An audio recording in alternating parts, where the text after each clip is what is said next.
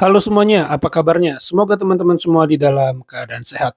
Kurang literasi, itulah kritik keras ya, kritik balik dari Arya Sinulinga terhadap mereka yang mempermasalahkan naturalisasi ya teman-teman, termasuk terhadap Hipmi Hasan teman-teman. Kurang literasi, padahal Indonesia membutuhkan 150 pemain untuk memenuhi kuota ya teman-teman, mulai dari usia paling muda sampai ke timnas senior ya teman-teman. Padahal sejak lama Pak Erick Thohir pun sudah mengatakan hal ini ya teman-teman. Ini berbicara database pemain Indonesia ya teman-teman, karena akan tampil di kancah dunia gitu teman-teman. Nah, bagaimana videonya? Coba kita simak dulu bareng-bareng. Pak, heboh lagi nih Pak, naturalisasi nih Pak. Iya nih, memang harus sabar soal literasi. Karena sekarang banyak tiba-tiba orang yang nggak paham bola mulai komentar. Kenapa? Karena dia nggak tahu kita itu butuh 140 orang pemain timnas dari U15 sampai ke senior. Kita udah cari nih, pemain lokal kita nggak bisa memenuhi 150 ini. Dan apalagi levelnya sudah level tinggi nih sekarang pertandingan yang kita lakukan. Tapi FIFA memberikan kesempatan, silakan asal dia berdarah Indonesia. Ya kita cari orang-orang diaspora yang punya darah Indonesia. Contohnya Mes nih, dia bapaknya Belanda, ibunya Manado. Orang mana dia? Hei, orang Indonesia sekarang ini makin lama makin membaur. Banyak menikah antar suku. Terus suku mana dia? Anda bilang bukan Indonesia? Indonesia, karena darahnya Indonesia. Nah, dan mereka ini mau membela merah putih. Masa Anda harus perdebatkan kemerah putihan mereka, darah Indonesia mereka Anda perdebatkan? Udahlah, ayo kita percaya, maju terus, kita majukan sepak bola Indonesia dan kita kibarkan merah putih untuk kemajuan sepak bola Indonesia dan kemajuan bangsa Indonesia. Ya, saya selalu bilang mencari 150 pemain terbaik untuk menjadi database pemain sepak bola Indonesia dalam membentuk tim U17, U20 dan senior tim. Sekarang kalau kita lihat di senior tim kan mungkin 2x11 sudah ada. Tetapi kalau kita lihat di U20 2x11 agak tipis sedikit. Tapi kalau kita lihat U17 lebih jauh lagi. Nah, ini saya rasa jumlah 150 pemain ini belum tercukupi. Ya, saya menginginkan semua pemain yang ada di Liga Indonesia atau pemain Indonesia yang ingin balik memperkuat negara kita, ataupun pemain-pemain dari level bawah yang bisa terus menjadikan database atau talent pool ini bisa cukup 150 tadi. Dan ini tidak kalah pentingnya seperti Putri sekarang juga sudah kita bangun yang U17 dan senior, dan saya dengar ada beberapa pemain dari luar negeri ya, dari 3 dari Amerika, 2 dari Belanda juga ingin memperkuat tim Indonesia.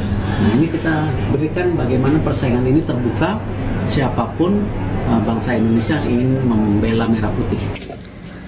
Selamat pagi teman-teman semua, selamat hari Minggu. Menajamkan apa yang saya sampaikan terkait dengan klarifikasi speech yang viral dari Pak Hipmi Hasan yang sudah dikonfirmasi oleh NOC juga. Itu adalah opini pribadi, karena yang speech yang resmi adalah speech yang disampaikan setelahnya yang dititipkan oleh Pak Okto. Dan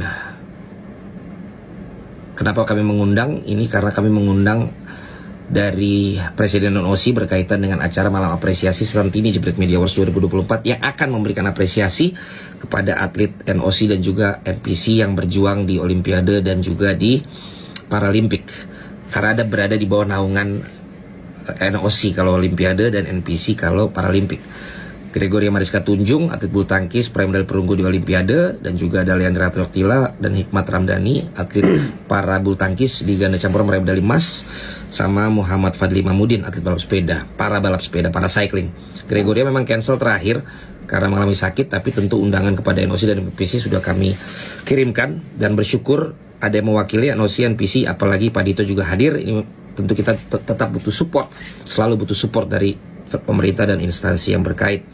Namun memang yang menjadi viral adalah opini pribadi yang disayangkan saat itu beliau seharusnya mewakili NOC, dan ini sudah disampaikan juga oleh NOC-nya sendiri. Sehingga kami juga merasa sebagai penyelenggara tercuri, kecolongan panggung besar yang disediakan untuk para atlet Olimpiade dan juga Paralimpik, serta 21 nominasi kategori terdiri dari atlet, pelatih, federasi, media olahraga, pegiat olahraga. Kami juga merasa kecolongan dan tercuri oleh panggungnya oleh Pak Hifni Hasan, bukan SNOC tapi pendapat pribadinya.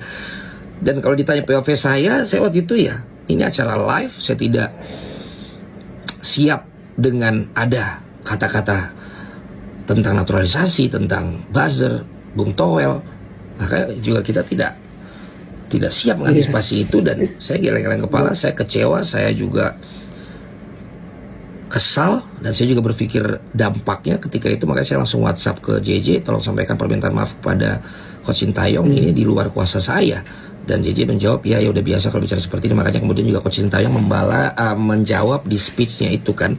Dan respect untuk Coach Sintayong karena sulit ya mengundang beliau. Dan kalau karena saya punya niat seperti itu, ngapain saya mengundang beliau? Mati-matian saya mengundang beliau. Ya, jadi mudah-mudahan Pak Hifni Hasan bisa memberikan klarifikasi juga supaya tidak berdampak ini ke nama baik NOC juga yang lain-lain, terutama Jebret Media juga ketiban nama tidak baiknya juga nih Pak Hifni. Jadi mohon klarifikasinya, terutama buzzer ya. Saya juga buzzer timnas. Coach Sintayong ya saya buzzernya juga. Coach Indra nanti bertanding tim U20 saya buzzernya juga. Coach Nova juga ya saya buzzernya juga. Saya buzzer timnas Indonesia.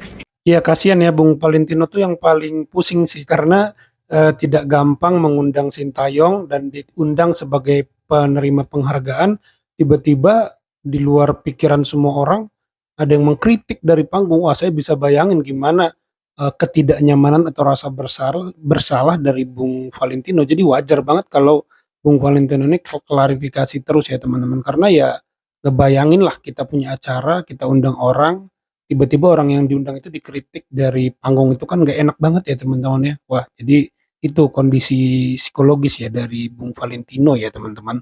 Dan seru banget. Lu sendiri tapi setuju sama naturalisasi? Gue dari awal dulu di zaman 2010, selama pemain itu punya kualitas, gue nggak protes. Tapi ada di masa waktu itu di mana pemain-pemain yang diambil kualitasnya nggak jauh sama pemain lokal ya. Di situ menurut gue apa gunanya, apa urgensinya gitu. Nah, sekarang khususnya dua pemain inilah, kalau lu lihat kipernya si Martin Pas sama si JIZ yang sekarang main di Venesia, itu kan emang menunjukkan banget bahwa mereka tuh di level yang berbeda lah untuk kalau bahasa anak sekarang ngegendong tim ini gitu.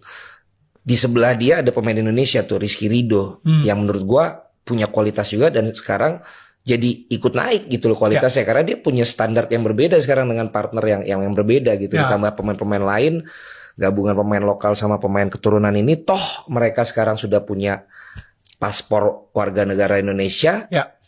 Patutlah kita sebut mereka pemain tim nasional Indonesia gitu loh. Nggak usah lagi kita sebut dia naturalisasi lah, keturunan lah, pemain lokal lah, udahlah mereka pemain tim nasional Indonesia. Dan menurut gue ini di track yang bener sih. Ngomongin soal Indonesia ada di peta sepak bola dunia gitu ya, I think seberapa penting sih kayak ketika tim sepak bola itu benar-benar terdengar atau mengharumkan nama bangsa gitu di saat ini untuk sebuah negara? Lo boleh nonton Olimpiade, lo boleh nonton multi event yang dunia lah, tapi ketika lo bicara World Cup itu nggak ada yang ngalahin. Ketika lo bicara Piala Dunia, lebih banyak negara yang akan ikut bidding daripada lo bidding acara olahraga lain atau multi event yang lain. Karena udah terbukti bahwa ketika bicara sepak bola, ini adalah majority dari penduduk dunia yang memang menyukai sepak bola. Majority dari penduduk dunia, bisa dikatakan olahraga paling populer di dunia lah ya teman-teman, sepak bola ini. Jadi sangat menarik pertanyaan dari Daniel ya teman-teman, seberapa penting Indonesia ya teman-teman untuk tampil di Piala Dunia ya teman-teman. Jadi ya sudah dijelaskan dengan baik oleh Bung Valentino bahwa itu adalah olahraga yang paling diincar, paling populer, paling banyak sorot mata mengarah ke sana ketika sepak bola itu disuguhkan dalam event-event seperti Piala Dunia. Belum ada yang mengalahkan meriahnya ya teman-teman. Itu yang saya tangkap dari Bung Valentino tadi ya teman-teman ya. Kita sudah saksikan bagaimana faktanya Indonesia butuh 150 pemain ya teman-teman. Jadi itu mementahkan semua kritik terhadap naturalisasi, dan yang paling penting itu mereka adalah warga Indonesia ya teman-teman, berdarah Indonesia. Jadi entah kenapa masih dipermasalahkan. Tapi kalau menurut teman-teman sendiri bagaimana, coba tulis di kolom komentar. Itu saja video kali ini. Terima kasih buat teman-teman yang sudah menyimak sampai selesai. Sampai jumpa di video saya selanjutnya.